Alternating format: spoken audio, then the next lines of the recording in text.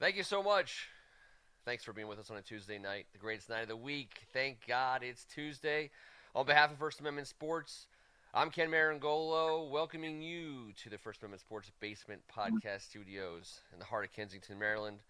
Welcoming to the show tonight our mainstays. He representing the Rappa Factory from Delaware, uh, outskirts of Maryland. Tim Strachan.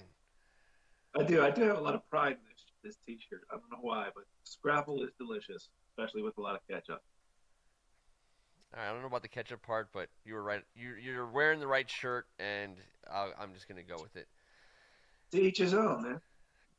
Coming out on Team Orange tonight is main man Kevin Ricka. Good to see you again, sir. Uh, I guess I am pretty orange across the board. Hey, a little crispy on the outside, nice on the inside. I put a little ketchup on it, and if it was made in Southern Delaware, that gives me extra ammunition to promote my trade. I would like to trade Southern Delaware for Baltimore, with a county to be named later. Stat. Wow, just giving Baltimore away. Oh no! Seriously. I want to accumulate the lower, slower portion of the state of Delaware. It's just a great place. This is more of a love of Southern Delaware than Baltimore hatred, but I'm making that swap. All right, well, hey, you know what? You got to be willing to give up something great if you want to get something great in return. That's the rule of trading. We've always said that. Baltimore is great, but I'm with you in terms of lower, slower Delaware. I know we've mixed it up in the same spots on those beaches over there with family, and you're right. It is something special. And you know what? Hey, maybe it's time for a change. Maybe it's just But we, now's the time but we just to make lost that kind of all of deal. our Baltimore. We What's just that? lost all of our. We just lost all of our Baltimore listeners. Well, we You didn't just lose said them. Baltimore is a great place. We Just just sent them to Delaware. maybe I'm just getting a little older and I appreciate the pace of life in Sussex County. Although I'll tell you, there's something to be said for a nice long Saturday or Sunday afternoon, sitting at a picnic table covered in newspapers and draining cold cans of Natty Boh while picking crabs. Uh, I would say that you know what, maybe you That's can what go I some just rapid did in scrapping. Delaware all weekend. Just It's no true. natty bow. It's true. I also want Nice. to welcome to the show all of our good friends at Hogs Haven. Appreciate you guys joining us tonight. Special shout out to the boys on the board, best board in town, and they are here in force. We got Eric and AGH and James Rainey. I thought I saw Greg Martin in there. Yeah, there he is. There he is. And I'll tell you what, it's been slower times than there is now. There's actually some cool stuff going on in Redskins land, Redskins Nation, whatever you want to call it. And I thought I'd start at the top of the show with what to us I think is a very cool situation. The Washington Redskins don't retire jerseys. They just don't do it. There's only one, Sammy Ball, charter member of the National Football League Hall of Fame, all-time great Washington Redskin. As of last week, I think within the last 7 days, I saw the news. Number 49 going up in the rafters. Bobby Mitchell, one of the most important players in Redskins team history. It's a classy move by the Redskins in this time. Obviously, um, no, there's not many players who deserve it more than Bobby Mitchell. So everything kind of works for the story in that sense. We've talked about it here before. In fact, I pulled up. I didn't bore you guys with the previous some of the stuff we've done in the past. But there was a magazine that Kevin Ewald and I made our first year of doing Maple Street Press, Washington Redskins magazine. Um, I got to do a awesome thing about the Washington Redskins integrating, and we had a guy who worked for the sorry, Kevin, I think, but he worked for the Baltimore Examiner, I think. I know. He's already gone. Mark Nugent. You sent him packing. But he did an awesome piece on what was going on at the time and all the politics that were involved and the manner in which JFK and his administration got involved in trying to get the Washington Redskins to integrate. And it was just awesome. And obviously, Bobby Mitchell was woven into that story a lot. So we can't tell the story of the Washington Redskins meaningfully without Bobby Mitchell and it makes sense that his number 49 would be raised up to the so-called rafters at FedEx. Absolutely, Ken. I raise my glass to that. He's the ultimate Redskin. He devoted his life to the franchise on and off the field for issues major and minor. He was a very talented judge of talent. He just happened to be in the same boat as Bobby Beathard and Charlie Casserly, and that never came. But, man, he devoted his entire charitable adult livelihood to the Washington Redskins and taking care of people of this community.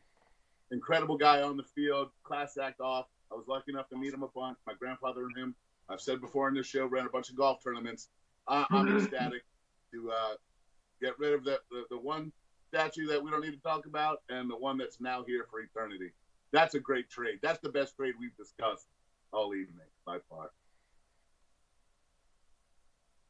Yeah, no, I think it's a no-brainer for them, good for the organization. It opens up a door to a whole new conversation we don't have to get into. We just give credit where credit's due right now, and it was a great move. And you all said it right. I mean, how much it means to the organization, and we being lifelong fans and understanding what it meant. It's about time they did it, and I think they're doing it at the right time right now. For more than just football as well, because he's still making an impact, as you guys have said, on this community. He is, and one of the cooler aspects of the story is he was a halfback, running back, but it kind of became in name only kind of a thing as the Redskins really had converted him and turned him into a wide receiver in their offense. He got most of his targets down the stretch, that way.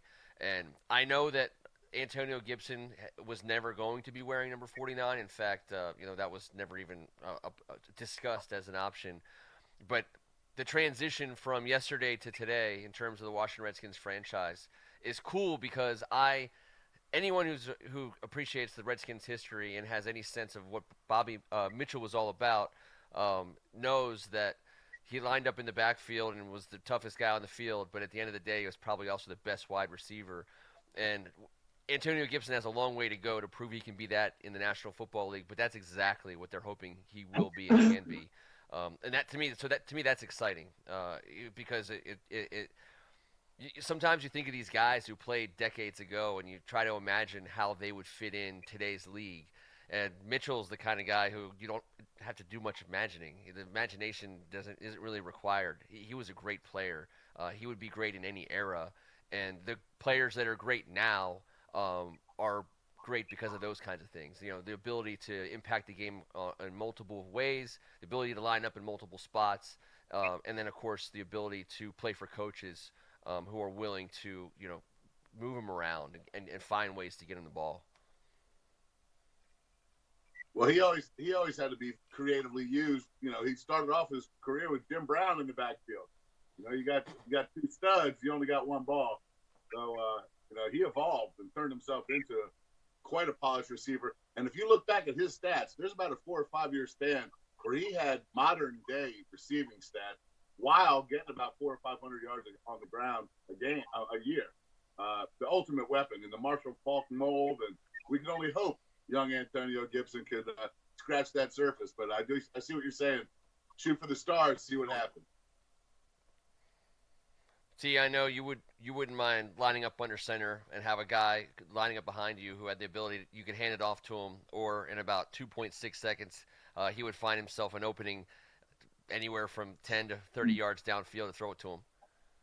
Well, there's no doubt having a guy who can be that kind of weapon is helpful to a quarterback, especially when you need a little bit of help and you need to get out of a bind. You know where that guy's always going to be.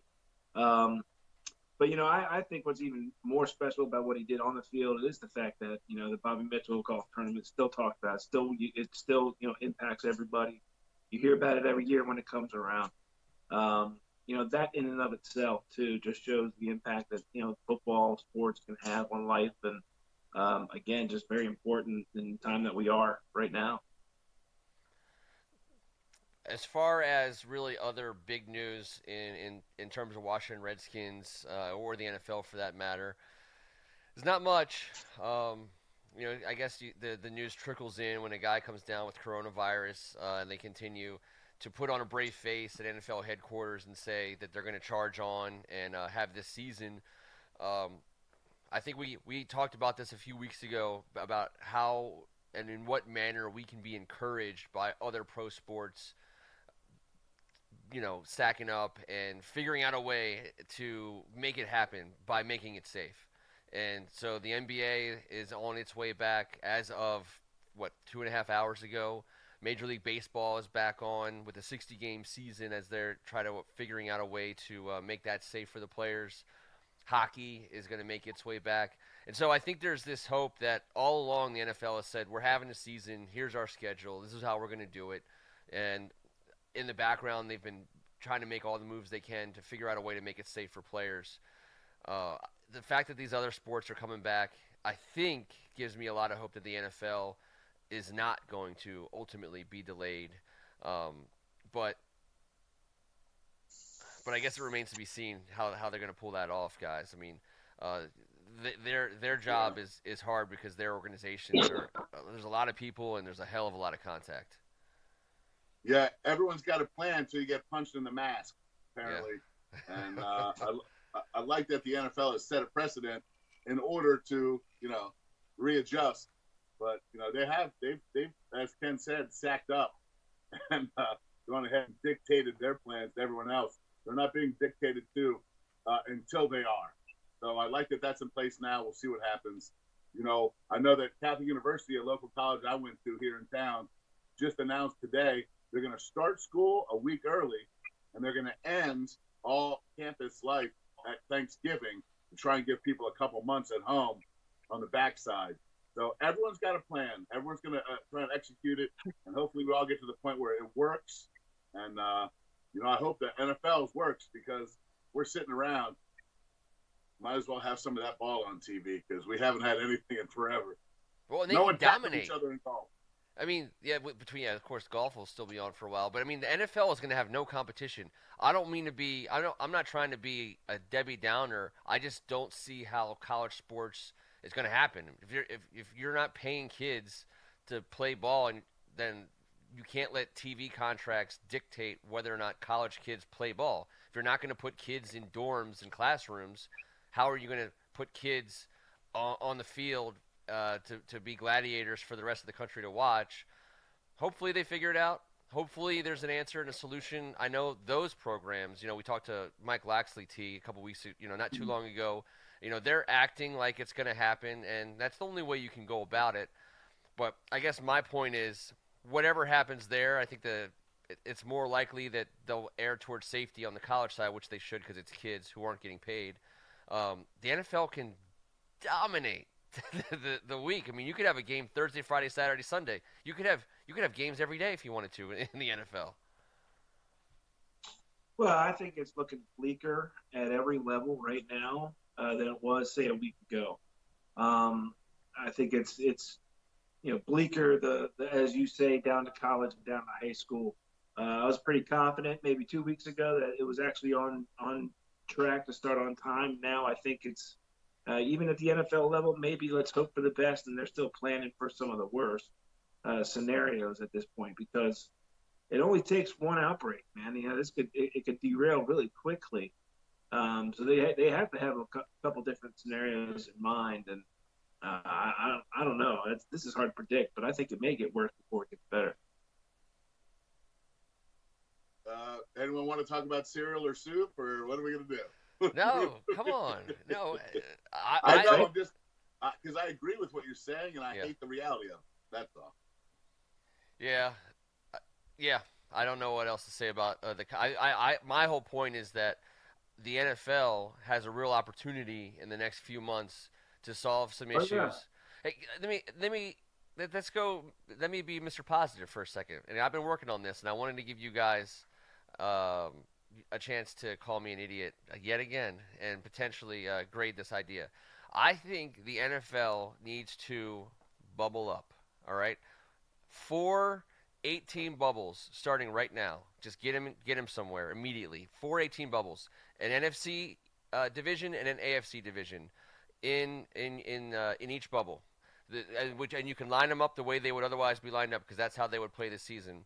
You do a round robin in the bubble, that's 7 games, and you add an additional 3 to your division. So you play 10 games in that bubble. Nobody goes anywhere. Nobody does anything else besides play those 10 games. You got 10 games in the bag in this gigantic bubble gigantic bubble. Then you rebubble. It's all about the rebubble. Now, these guys have been quarantined. You rebubble into 2 conference. Into 4 conference. So there's 2 NFC, 2 NFC, 2 AFC, 2 AFC, 4 8-team bubbles. Round robin there. That's the last 7 games. You have a 17-game regular season, and then you have a playoff bubble. If you don't make the playoff bubble, you go home. Every time you lose in the playoff bubble, you go home. So there's 3 bubblings. There's the first 10-game bubble. There's the second 7-game bubble, and then there's the playoff bubble. And if they start it right now, I think that, to me, you get all the games you were going to otherwise get. Plus you get playoffs. Plus you get things started right away. I mean, the NFL has to be getting guys where they're going to get to ASAP. That's the main point. Hold on. So you also envision. I said I'm writing this down. Thank you, Kevin. Ken's NFL bathtub bubble scenario. Bubble bath. We're going to call it the bubble bath scenario. Well, there's only one way to make bubbles in the bathtub at my house. Thank you, Kevin. I can see a countdown clock where they all can say goodbye to their wives and children and be like, I'll touch it again. And what'd you say, 17 weeks? No. 10 is it's 10 weeks for the first bubble, and then 7 weeks in the second bubble. So yeah, but first of all, if they're going to do it, the NBA is doing it. They say goodbye to everybody, and NHL is saying goodbye to everybody. I mean, if you're going to be involved in this, you got to say goodbye. I mean, if you're going to make millions of dollars being a professional athlete, you just say goodbye. You're going off on that trip, and you're not coming back. The problem is you can't trust players. You cannot for every goodbye, there's a hello. For every goodbye, there's a hello. That's right, Kevin. But you can't trust players. I mean, there's no way you're going to trust these guys in these bubbles.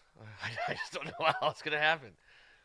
Well, I'm glad you're going back on this theory now. But, yeah, you give a 22-year-old more money than he's ever seen in his life, then you try and place him in said bubble. In a bubble.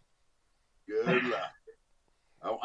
The bubble police have to be some serious dudes. I believe we can find those dudes. I don't know how else they're going to do it, because otherwise, because the NFL organizations are too big. Just the coaches and the trainers and the players alone per team, you're talking about a crazy amount of people. And if you can't get them all in one place and lock down for whatever that 2-week period is, and prove out that there's no virus in that, for lack of a better word, bubble, then it's not going to work. If you're just letting guys go, club and go out and about and mix it up in all across the country, they're just going to, in the middle of the fall and winter, when you're sweating all over each other. I mean, J.J. Watt said there's no way you can play football in a mask. I mean, that's just stupid to even think about. So, the only way, if we're being realistic about how you get an NFL season, the only way you can get an NFL season is if you get either everybody or subsets of everybody in place, lockdown. I mean, is there any other way to do it? They're opening up the restaurants in all the local states. Everything is going to full 250 people. I mean, you can't just tell the football guys you have to be in a bubble while the rest of the world is passing this around. I don't know. Well, that's now, Kev. But come September, October, we'll see if that's still where we are with restaurants and bars and clubs. But you're right. I mean, to that, you're asking them to give something up, and they have to agree to it. You probably can't, authoritatively deny people their rights, except that. And wasn't that what Kyrie was telling all his fellow NBA players? He's like, all right, so you're asking us to stay in a hotel and not see anybody, our loved ones or friends or side pieces, for how long?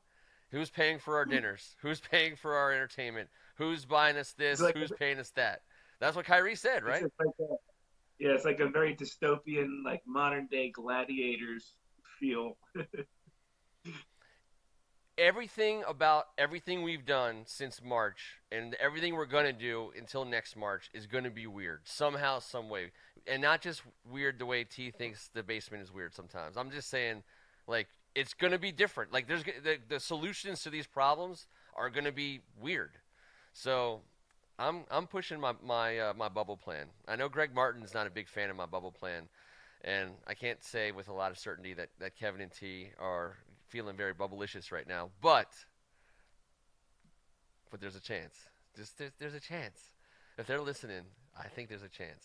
You try and tell a guy who runs 150 miles an hour into another guy, gigantic, that if his son or daughter is sick and has to go to the hospital, that he can't go.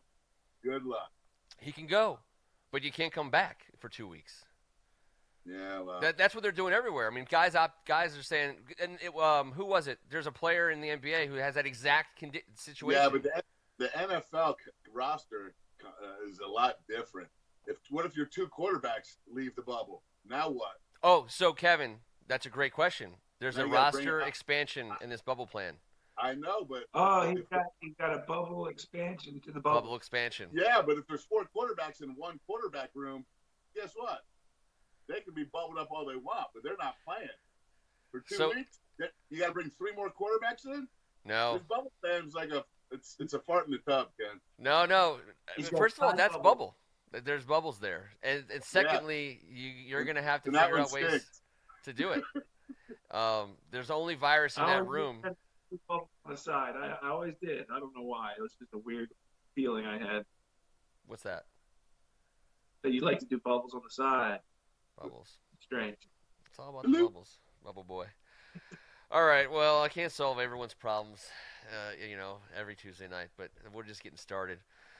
I thought, I know AGH is prompting us for our title of our show tonight, The 1 Year Wonders. The impetus for the 1 Year Wonder theme is somebody who I thank very, very much, whose name I still don't yet have handy, but I definitely want to say thank you, had Jason Taylor send me a personalized Father's Day greeting. And let's see if I can pull it up here, Luke. I think we'll see if we can't get just a little bit of it for you guys. But Jason Taylor had some cool things to say. Jenny, what's up? It's Jason Taylor. Hey, I know. Before we start on the whole Redskin thing and the bad year in 2008, I want to do something more important. I want to wish you a happy Father's Day from me and also from your family. I know you have 3 beautiful kids, Dylan, Taylor, great name, and Drew. Great name. So I want to wish you a happy Father's Day. I hope you enjoy your day. I hope they make you breakfast in bed, take care of you, give you whatever you want for the day. Enjoy this day. Doesn't last very long, so we only get 1 a year. This is yours, so enjoy that. But I also understand you're a big Redskin fan. Now listen, I know there's been a little bit of dysfunction up in the nation's capital with the Redskins, and hopefully things will get better. Had a tough year in 08, man. Sorry we couldn't bring it home. My 1 year in Washington wasn't the best, but I appreciate you not hating me for it. But either way, hopefully things will get better for you guys up there, and also for the Dolphins. Obviously, I have a little bit of a big part of my heart still belongs to the Dolphins, but a lot of great people in that Washington organization. I think a really good head coach there now. Hopefully things will get turned around for you guys. But enough about football. Enjoy your day. Enjoy your family. You guys stay healthy and safe, and I appreciate you, buddy. Take care. Great job being a great dad. It's the most important thing, by the way. So that was Jason Taylor doing a really cool thing on behalf of somebody who, again, I am greatly indebted to and I'm appreciative to, and I've been texting. So thank you so much for that. Jason Taylor has proven himself to be a classy guy before. He said thanks for not hating him. I never hated him for what his year here, but he did not have a good year with the Washington Redskins. In fact, it was insanely forgettable. And it didn't endear him too much to Washington Redskins fans. So I thought, wouldn't that be a good jumping off point to talk about players who played in Washington for only 1 year? For better or worse, good or bad. First of all, that was really nice of him to do that. Yep. And take his time to give you a personal message, but it also kind of got sort of Michael Scottish from The Office after a while, a little bit like okay, enough, but good for you. Nice message. Well, let me say, can I say my piece? I Yeah. was just talking. So my mom's birthday was 2 months ago. We got Sinbad for $150. Give us a message. I was just saying last year, Jason Taylor he's a defensive coordinator at a top 5 high school program, St. Thomas Aquinas. And I thought it was so cool. He had made all his money, and he could go into announcing. He could go into anything. Smart guy. He was an actor for a while. I thought it was so cool. He was down there just coaching high school ball, and instead, he's picking up $150 during a pandemic to drop you a Father's Day message from a secret admirer. This is just freaking me out. This whole thing is freaking me out, man. And now T thinks Jason Taylor is Michael Scott-esque, which I don't know if that's a compliment or not. I love Michael Scott. Yeah, But got a little like cringeworthy there. I think he had great intentions. He just went a little too far. Like what you do in the basement, which makes it creepy. well, but you know what? It was clear that he was a little embarrassed about his time in Washington when he came in. I can tell you when we. What's that? He should be. He should Was be. there like some mystery ailment? Not that it, but it was like His a calf. weird ailment. He had a weird thing in his calf. Some Yeah. blood, like something weird happened. Our training staff is so great during this era. So great. I mean, if there's an ailment that you could get that could derail your career, you were going to catch it in Washington. I mean, it was uncanny how that works. So I pulled some names of some players who only played 1 year for the Washington Redskins, and I thought we'd start there, and then we'd move to maybe a couple other teams in the D.C. area. Now, T, did you have any Redskins that you wanted to highlight that were only here for 1 year besides Jason I Taylor? couldn't come up with any Redskins, to be honest with you, other than Jason Taylor, which I thought was a really ugly, a good, bad, ugly scenario. Ugly. Now, I got some Maryland guys for you, T. I pulled. I There's a very found good one. Rick Badaniak in the mid '80s, the fullback. That's going back. Yeah, that's going way back. Frank Wycheck was here for 2, but Mike Tice, tight end, 1989. I thought that was a pretty. He's a cool guy, right? And became a coach. A couple other coaches who were here for 1 year. Ken Wisenhunt, also here for 1 year, 1990. Don Shula spent 1 year with the Washington Redskins. Sammy Weish, technically he was here for 2 years, 71 and 72, but I think probably most Redskins fans would think of him as a 1 year wonder. Now we had some low point 1 year guys. Danny Warfel just jumps off the page. 1 year Washington Redskins career. That's it? Yeah, he was here for a Warfel year. was 1 year? That shocks me. It was a long ass year, is what it was.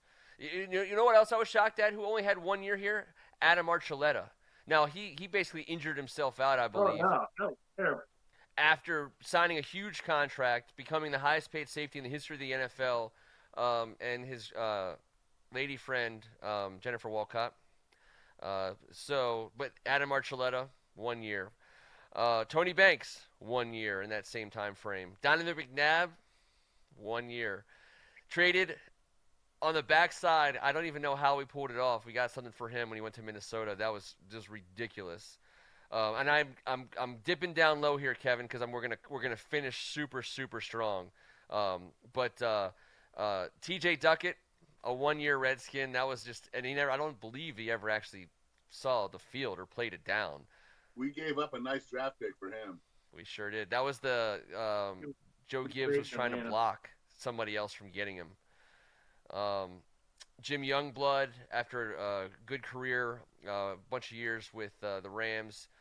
Deacon Jones, also a player, played at the Rams. Both Youngblood and Jones played 1 year. Deacon Jones kicked an extra point for us. Can you Yes, tell me who the holder? Tell me who the holder was in that. 1974 was the holder. It couldn't have been Theismann. It was No. guys. It was Theismann. Nice. Yep. Was it really?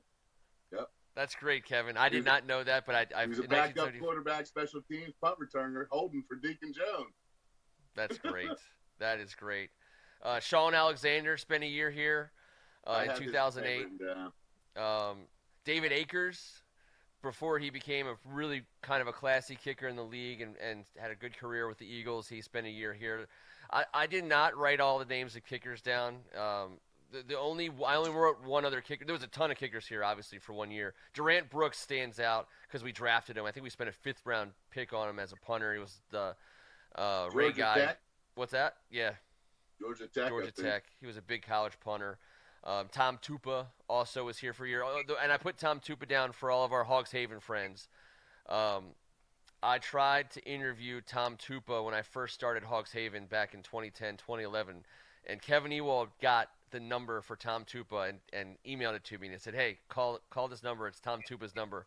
So I called the number, expecting to get an interview with Tom Tupa. And the only reason why I was interviewing Tom Tupa was because I didn't have anybody else that I could call that had worn his number. I called the number and I asked for Tom Tupa. The guy says this is he, and I'm like, all right, senior or junior? And I'm like, okay, a junior. And he goes, well, he's not here right now. And I said, well, when will he be back? And the guy said, well, he moved out, years ago. I'm his father, Tom Tupa Senior. So I proceeded to interview Tom Tupa Sr., and it was probably one of the better interviews I had with Hogs Haven. I knew I wasn't going to get another chance to interview with Tom Tupa, so I took advantage of the interview that I was able to get. Had a really awesome conversation with Tom Tupa Sr., he told some amazing stories about his son playing high school sports at a high level, pretty much was good at everything he did and, chose to be a punter. But I'll tell you what, Kevin, I know this will lift your spirits. In 1981 and in 2001, 20 years apart, we had 2 players, father and son, who played for the Washington Redskins, each for 1 season. And I know you know who they are. No, I don't. I'll tell you what. Was there a Bostic? No, they were local high school players, or the father. Eric and Terry Metcalf. Yep. Eric and Terry Metcalf. Terry Metcalf played for 1 year in 1981. Eric Metcalf played for 1 year in 2001. And I believe that was Schottenheimer's year. And he signed Eric Metcalf. And sure enough, didn't he take one back to the house? He did. That was exciting. So those are my 1 year wonder Washington Redskins. And I tell you what, there's probably, over the course of 80 years, there's probably 500 1-year guys. So I scratched the surface here, but I'll turn it over. To you. Let's go over to you, Kevin. You had a couple guys who you wanted to mention. They don't have to be Redskins, but they can. But we figured we could talk about some other players who came through Washington. You said it had to be a 1-year deal. My guys were all 2-year deals. I had my guy Brad Johnson in there, for better or for worse, and then I had a Nat in there that we were talking about. Alfonso Soriano for the Nats. He had 1 year for us with 41 stolen bases, 41 doubles, and 46 homers. Thought we should have kept him around a little bit. He got a fortune. We couldn't afford that. Those were my guys that jumped out right away. D, who do you got, brother? Well, I had one guy that really fit the good for 1 year. That's Stevie Francis over at Maryland. Came in here, highly touted. Said he was going to come back for his senior year, but, went number 2 overall in the NBA draft. It was a pretty good decision for him. He had a pretty good stint in the NBA. But he only got 1 year at Maryland, and it was a pretty impactful one. How about Diamond Stone? Yeah, but I don't think Diamond really took him as far as Stevie did. Oh, no, there's different one-hit wonders. Some of those songs were good. Some of those songs were terrible. Terrible, but memorable. Memorably terrible. Yeah, you can't get it out of your head. You want to shake it, but you can't. Stevie Franchises, come on. He's as good as you can get having for 1 year. I didn't want to say him. Soriano page. Yeah, Soriano, that's one of the better 1 year guys, Kevin, I think, in Washington sports. Yeah, we don't have a ton.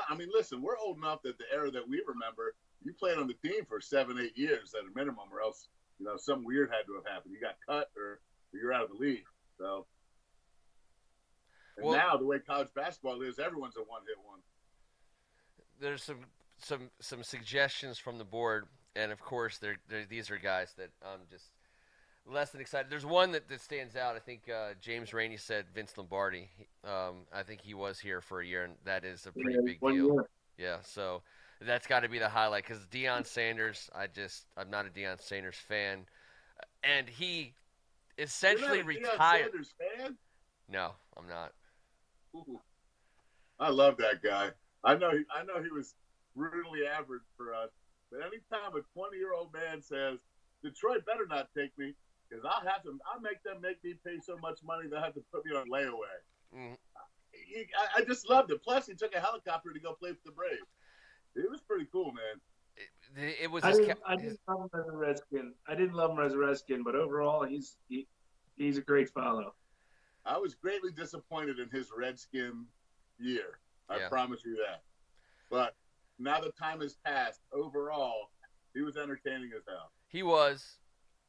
To me, the Cowboys stink just like raises above all else. And I'll tell you what, I didn't like the fact that he didn't tackle, but I understand why he didn't tackle. But I hated it. I hated that it was like everyone. I hated it was one of those things where everyone just was okay with it. And when we had a guy like Fred Smoot who concussed himself on multiple occasions, putting his head in to tackle people when he had no business trying to make some of those tackles. I hated that Deion Sanders didn't tackle. I hated that Troy Aikman had to deal with that tongue in cheek. But I also hated that the only reason why he stopped being a Redskin was because we hired Marty Schottenheimer and he couldn't handle a Marty Schottenheimer training camp. Everyone in the league knew how Marty Schottenheimer ran training camps. This was before they legislated out hard training camps. You know, this was still when you wore pads, you did two-a-days. Oklahoma's in the morning, Oklahoma's in the afternoon. James Thrash also opted out of a Marty Schottenheimer training camp. There were multiple players who said, I'm not doing a Marty Schottenheimer training camp. Deion Sanders was one of them. He retired, and then he unretired so he could play somewhere else. And I want to say Marty Schottenheimer even tried to block him from coming back into the league at the end of that first year because he was like, you're going to dodge my training camp. I'm not just going to let you go wherever you want. But the other one that people are saying, Kevin, is one of your heroes, Mark Sanchez. Obviously, I know how much you like him and love. All right, hold on. Let me just tell you this. Out in California, my uncle was his pound ball coach. My cousin was his teammate. They live in the same neighborhood. He's supposedly a really nice guy. They got along great. Apparently his head got a little big when he hit the big time. Now he's back at home trying to befriend everyone that he left in the wake years and years ago. I hated him as a quarterback for the Redskins, not as a human being that walks this planet. Sure. But his little terrible dog, You the hated his dog. guy, the butt fumble, the terrible leadership qualities, the softness. The scarf. I would like to put him in a small package. The scarf. He carried a small package with the dog in it. He had that little dog purse. He did have. There was a dog in it. There was a dog in it, and he wore a scarf that matched the dog purse. But just like in uniform, there was no balls in that purse. No, he just didn't play the game in a way that inspired me. He played the game so handsomely. He was so pretty, except for he wasn't. I took my son to see a game. I can't even talk about it. Next question. All right, so I had one more name down, Wayne Rooney. He played 48 games for DC United. He's a world-famous soccer player. It was a big deal that he came to MLS. We got to see him in our backyard. He didn't come back. He didn't come back after 48 games. He played 48 games, and then he went back home. But it was still a pretty big deal. The old fake corner kick. He was gone. Gone. But that was pretty fun. He scored over 20 goals and had a decent stretch in the MLS. So I thought getting away from that and getting us to a little bit of fun before we sign off and let Luke and Vic, get out of here was if I was to give you guys a couple of questions. This week, no cereal, no soup. I do want to set the record straight. Okay. I told you on text. Yes, please. That soup has to be savory. Savory is Cereal. a key. Come on, no, let's not do this again. I just like getting Kevin worked up. He's gonna match that shirt before we get out of here. We won't even be able to see him. It'll just be orange. This is like this. I feel like my kids at distance learning right now, in the 40th minute. You look like it. You're all dressed up. You look like you're going to a wedding with you get the buttons and the I have collar. a shirt on. You have a shirt. It just All looks. my T-shirts are dirty from the beach. I don't wear anything else but T-shirts. I know. That's what I'm saying. You look like a banker. I feel like you're going to work at Wall Street with that outfit. You're just it's just I all just go gussied with up. rapid travel stains from my dinner on it. Now you're talking. That's basement attire, T. You Yeah. did well. All right, here you go, guys. Now we're just gonna start things off, and we're gonna start at a low level, and we'll see where we go from here. This is just getting things percolating. All right. Brush your teeth with clean toilet water from your own toilet, or drop your cell phone in a porta potty. Which one would you rather do? Brush my teeth. Brush your teeth with clean toilet water from your own toilet. Kevin's thinking about it. I'm taking that bad boy out of the porta potty. Yeah, but Oh. I don't know. Wait, really, Kevin? I mean, that's I'm how not you putting- get coach guy, like all Oh. of it. Hold on. There's plenty of ways to listen. We've been washing our hands for 20 seconds. I'm not putting poop in my mouth, and you two are. No, clean toilet water is not poop. And a porta potty, dude. What do you think has been in a porta potty? Wait. Hold on. You can tell the cleanest toilet still has a big old turd floating in it every 15 minutes. I know, but it's porcelain. There's like a magical. No, it's poop. There's poop in there. All right. I don't know if there's anybody Not here. poop in a porta potty. I'm not putting it in my mouth.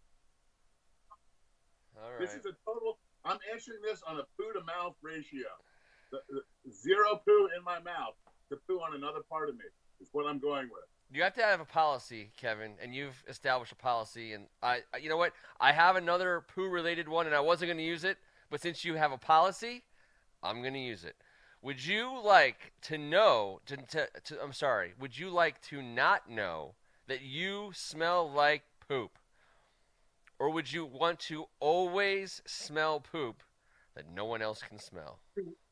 See, now this hits home too hard because I pooped in both of your all's presence. That's And true. Yeah, but we can all smell it. Every single time I tell you, does it stink? Because I want to know. I don't want to be like the guy that smells the corner. So yes, You can tell by I don't like know. the beads of sweat running down my face and like the paint's Take peeling my behind sweat. me. you know, Fred makes me poo my pants. I'm sorry. I mean, next time we're gonna interview John Riggins, maybe don't stop at the taco stand in downtown on your way. I cleaned up before John Riggins arrived. I went home. It's Came true. back. It's true. All right, well, So Kev, what's your answer? I'm going to go with the John Riggins T-Strachan policy here and go with the fact that I don't care if anyone else smells me and I smell like poo. I don't want to smell poo. So, sorry. I think that's the right answer. Ultimately, I think that's the right answer. I don't want to smell poo either. And if anyone else has to smell it, fine, so be it. I got one more for you guys. And this one is it's not poo related. So we're gonna end with the, and I think this we can work some math. I know. I'm sorry to the board. I know everyone wanted me to keep down that thing. This is more Pirate or Ninja-esque. All right. Would you rather have 8 fingers or only 8 toes? Toes, baby, toes. Only 8 toes? Listen, the only time anyone would know is when I was in my flip-flop. Luke's asking the question about thumbs, if thumbs are fingers. I think for the purpose of this conversation, thumbs are fingers. Yeah. I mean, I don't want to be giving you guys a high 4 every time. No, that's not good. What's going to be missing one toe? This is the dumbest question I think I've ever been asked. But as a paralyzed man, take my toes. What do I care? Take my toes. Take my toes. You knew damn well where this question was headed. You sandbagging SOB. I know. Marindola. When I saw it, I was. That's why we kept the 3-shot up, so I could see the process of T wait until he was going to drop it on us, and how long he could keep a straight face. until he asked us. Would you guys rather be allergic to the sun or allergic to sweat? Is that serious? Yeah, Are you that's serious, Clark? That's serious. Yes, because the sun will cause sweat.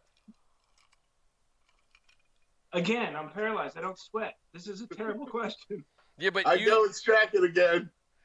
I've seen you sweat at St. John's during that game against what was it, Deerfield? Yeah, that's for other reasons. That's not key. Hey, just so the board understands, this is different than the poop. This is different than the poop. This is different than the poop. Sorry, T. Those are the only two questions I could find that could elicit these responses. Everything else is like poop and sex related. So I decided to stay away from those, or I kept as much. Like, I'll tell you what. Here's That's another motto. You keep those two separate at all times. Always and always. Going out on this one, guys.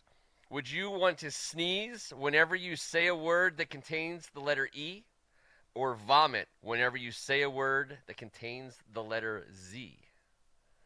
Vomit. Yeah, I mean, everything contains the letter E, and that'd be a hell of a lot of sneezing. I don't think I could sneeze that much without becoming psychotic. Yeah, but throwing up is one of the worst fears of all time. I can't do it. I hey, the Wizards make us throw up on a yearly basis, so we can figure that out real quick. Sneezing feels good sometimes. So, I mean, I kind of agree with you, T, but I just said like 5 words that have E in them, and I just would have sneezed like 5 times. It would be Luke would be having to mute me. Yeah, but listen, we're getting to that age, fellas. Because this happened to me. Wake up stiff as a board, rifle a sneeze, and next thing you know, I'm flat down, holding my back. I hate to admit this, but sneezing can get a little dangerous in your 40s. How old are you, by the way? How are you still in your 40s? You know, I'm glad you asked, because now I can say I'm old enough to be the only one on this board right now that didn't put poop in his mouth throughout your series of questions. Well, you picked up a phone out of a porta potty and it's stained blue forever, and anyone who borrows it is in trouble. What's that, T? Clean toilet water is poopless. It is poopless. Yeah. Oh, yeah. That's what I heard too. All right, guys. Cat drink out of your toilet? I don't have any pets. He's the only one that drinks out of his toilet, T. No pets. No poo mouth. All right, hey guys, I appreciate it. I think we have done it for this evening. I know that our board they're split on the sneezing and vomiting too. I don't know. It is a little bit weird that sneeze has both E and Z in it. I don't know. You can't really get away from that one. Greg Martin showing himself once again to be the philosopher among us. So. Until next Tuesday night, I want to say thank you to Victor Maddox, the producer, getting it done back on the right side of the Chesapeake Bay. Luke David, thank you so much, sir, for your expertise in making Kevin look less orange. Somehow you de-oranged him for this show. It's pretty good. Dude, don't orange me. I am red. I am burgundy or scarlet. We've talked about this. That's true. It's true. My face saw the sun for the first time in 4 months. I was on the other side of the Chesapeake myself. You look great. Great. I feel like you're about to audit me. I mean, you just look like you're just completely. I mean, dressed up there. I don't even know how to talk to you right now. But T, on the other hand, amazing. You win the night with your shirt. I love it. I don't know. Someone went out there. I think you're saying goodbye to me. I was. Listen, great job on the WAC show. Mike Kelly is a class act. If you didn't catch it, go back and listen to it. With that. Then we went really downhill with your questioning. We got to work on your questions going forward. We need sports bad. I don't know. But either way, I can't wait until next week. I can't wait either. He is Tim Strachan. Eat Scrapple. Eat Scrapple. He is Kevin Ricka. This is going to be the first time I've disagreed with T in quite a while. Ken, keep the poo questions coming because, You know my humor. I'm a big food humor guy, so keep it rolling. Hey, keep it out of your mouths, and I'll try and keep it out of mine. See you guys next Tuesday, and who knows what you're gonna get asked next Tuesday. Tune in, boys. I don't even know. Tune in. I don't even know. Until then, I'm Ken Marangolo. Thank God it's Tuesday. See you guys next week. Appreciate it.